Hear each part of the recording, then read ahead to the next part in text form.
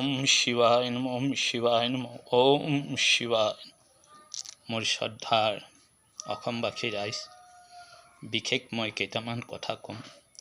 যদি মোৰ কথাখিনিত ভুল বুজাবুজি হয় তেতিয়াহ'লে নিজৰ সন্তান ভাবি মোক ক্ষমা কৰি দিব। ওম শিৱায়। ক'ব বিচাৰিছোঁ ৰাইজ, শুনক কথাখিনি। কথা হ'ল যে যেতিয়াৰ পৰা মোবাইল আহিছে, মোবাইল অহাৰ পিছত মানুহৰ কি হৈছে। মোবাইল অহাৰ পিছত ধৰ্ম কৰ্ম শেষ হৈ গ'ল। যিটো আমাৰ পূৰ্বপুৰুষৰ নীতি নিয়ম থাকে সেইবোৰ শেষ হ'ব ধৰিছে, মোবাইলে শেষ কৰিলে। কিয় আজিৰ যুগত এই মোবাইলটো হ'ল ভগৱান, আৰু মোবাইল নহ'লে মানুহ জীয়াই থাকিব নোৱাৰে। কিয় আজি চাওক, মোবাইল লৈ কিমান সময় মানুহে ব্যস্ত থাকে, কিন্তু ঘৰৰ যে পূজা পাঠ সেইটোও পাহৰি যায়। সময়ত পূজাটো নকৰে, কিয় মোবাইলটো চোৱাতে সময় গুচি যায়, সেই ঠিক সময়ৰ পূজাটো নকৰে। আজিকালি নামঘৰ মন্দিৰতো চাব, যদি কিছুমান ভক্ত গোবিন্দও গৈছে, আই মাতৃ গৈছে, তেওঁলোকে সদায় ভাবে যে জল্দি পূজাটো শেষ হওক। কিয় তেওঁলোকৰ সেই যে মোবাইলটো চাবৰ কাৰণে পাগল হৈ আছে মনটো।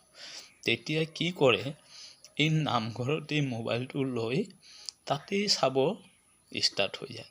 কিয় এইটো মোৰ নিজৰ চকুত দেখা কথা। এঠাইত মোক মাতিছিল যে আজি নামঘৰত ভাগৱত পাঠ হ'ব, বাবা আপুনিও আহিব। মই ক'লোঁ ভাল কথা, মই যাম। যেতিয়া মই গ'লোঁ, সেই সমাজখন সকলোৱে গৈছে। যোৱাৰ পিছত যেতিয়া ভাগৱত পাঠ হয়, তেতিয়া কি কৰিছে, এই ভক্ত গোবিন্দই সেই চুকে কোণে মোবাইলটো খুলি 4জন 3জন 5জন তেনেকুৱা মোবাইল চাই আছে।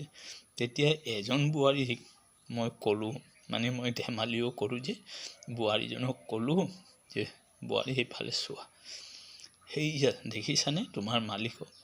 তেতিয়া সেই বোৱাৰী কোৱাতে কেইবাজন বোৱাৰীয়ে চালে যে কথাটো বাবাই সত্য কথা কৈছে, যে আহিছে নামঘৰত ভাগৱত পাঠ হৈছে, কিন্তু মানুহবোৰ ব্যস্ত আছে মোবাইলত। তেতিয়া বোৱাৰীজনে নিজৰ মানুহজনক ক'লে, কোৱাতে তেওঁলোকে লাজ পালে, বন্ধ কৰিলে। চাওকচোন আজিৰ যুগত ভগৱান কোনে? এই যুগৰ ভগৱান মোবাইল। মোবাইলে চাওক কি কৰিছে। আজি কোনোবা আলহী আহিল, মানে দুটা ভালকৈ মাত মাতিবৰ সময় নাই। কিয় সেই মোবাইল চাব লাগিব, মোবাইলত ব্যস্ত, মানে চিন্তাটো মোবাইলত আছে। ঘৰত আহিলে ল'ৰা ছোৱালীৰ লগত মাতবোল তেনেকুৱা নাই, মানুহজনীৰ লগত মাতবোল নাই। মানুহজনী একফালে মোবাইল চাব, মতাজনেহে একফালে মোবাইল চাব, মানে সদায় মোবাইলত তেওঁলোকে ব্যস্ত। ট্ৰেইনত যাব, চবেই মোবাইল লৈ নিজৰ মোবাইলে চাই থাকে, কাৰো লগত পৰিচয় নাই। মোবাইল আজিৰ যুগত ভগৱান। এই কাৰণে বেয়া দিনবোৰ আহি আছে।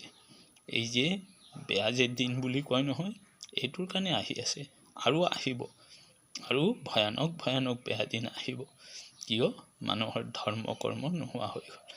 আজি চাওক, মোবাইলত মই আজি 5 বছৰ হ'ব মোবাইলত মই ভিডিঅ' বনাওঁ। মোৰ ভিডিঅ' চোৱাতে মানুহে ভাল নাপায়।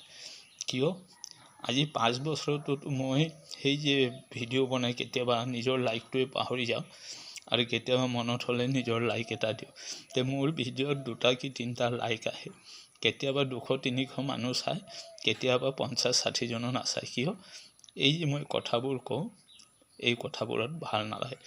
কিন্তু বেয়া যেতিয়া ভিডিঅ' পায় তেতিয়া চাব, মোবাইলত মই চালোঁ, ইমান যে মানে কি কয়, লাইক শ্বেয়াৰ কি ভিউ ছাবস্ক্ৰাইব ইমান হয় বেয়াটো।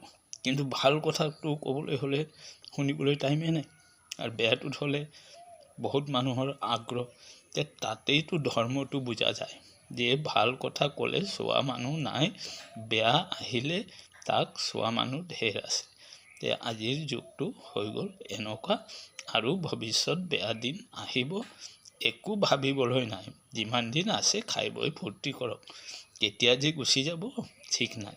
ধন সম্পত্তি একো নাথাকিব, গাড়ী ঘোঁৰা একো নাথাকিব, চব লৈ যাব ভগৱানে। কিয় এই যে মোবাইল ভগৱানত ব্যস্ত হ'লো নহয়। বেয়া ভিডিঅ' চাবলৈ বৰ ভাল লাগে, ভাল ভিডিঅ' চাবলৈ সময় নহয়।